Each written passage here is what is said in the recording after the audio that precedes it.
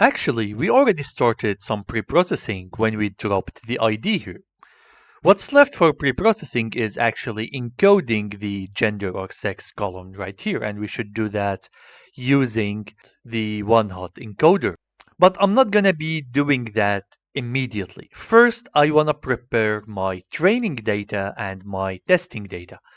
We have talked about training and testing data before, and we said that it's important to split our data into training and testing so that we can take this testing data and evaluate if the model is performing well or not. Now we are going to see all of this in action. First, I'm going to be importing some new things. Here, I'm going to import from sklearn.model underscore selection import train underscore test underscore split. Okay, this is the first thing that I would like to import. Now, take a look here. The training data is usually labeled as a large X. Okay, now what should be my training data? Which features should be here to train? ID is already dropped, right?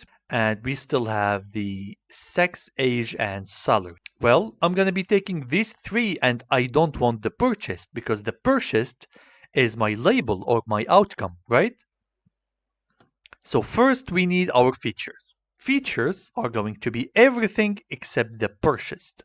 So we can take the whole data set and just drop the purchased, right? I don't want the purchased to be in because this is my prediction label. Okay, now here we need to say axis is equal to 1. Now just execute this.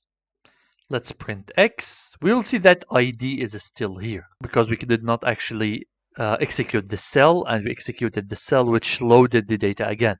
So let's remove this line for now and let's drop the ID from here. So I'm going to say ID. Now we have our data. What's next? I would like to put my labels in a different variable. And we do that by calling a variable a small y. Now, what is my label? It's only this outcome, right? This is my label, the purchased. So I'm going to say here, data purchased. Now, if I am to print my y, you'll see that it contains the label.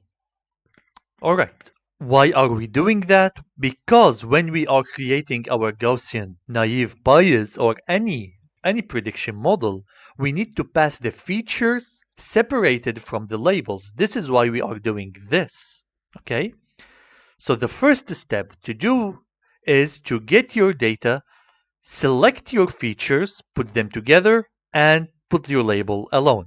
Now, if you don't know what I'm talking about, please go back to the features, engineering, and data pre-processing sections where we are covering the meaning of features and labels and etc. Okay, now what's the next step? I'm going to be splitting my data. How do we do that? We will be defining 4 variables. The first one is called xtrain, which is a portion of my features here will be my xtrain and the remaining will be my xtest. Okay, so x here is feature, so here it's like feature train and here I have feature test. Now I need to take 80% of my labels, so here I'm going to say y train and I need 20% of my testing, right? So here we have y test. Okay, so we split this into 2 sections, xtrain and xtest, and we split this into 2 sections, ytrain and ytest. We will be using only the train to train our model. And when we want to evaluate the model if it's doing okay, we will be using xtest and ytest. Now, here I'm going to say train underscore test underscore split. And then we need to pass all of our features x, all of our labels y, And then we need to say test size is equal to, let's say, 0.2. Here I'm saying that the testing data needs to be 20%. Okay? And that's it. Now let's take a look at our xtrain. This is my xtrain. Nothing seems strange.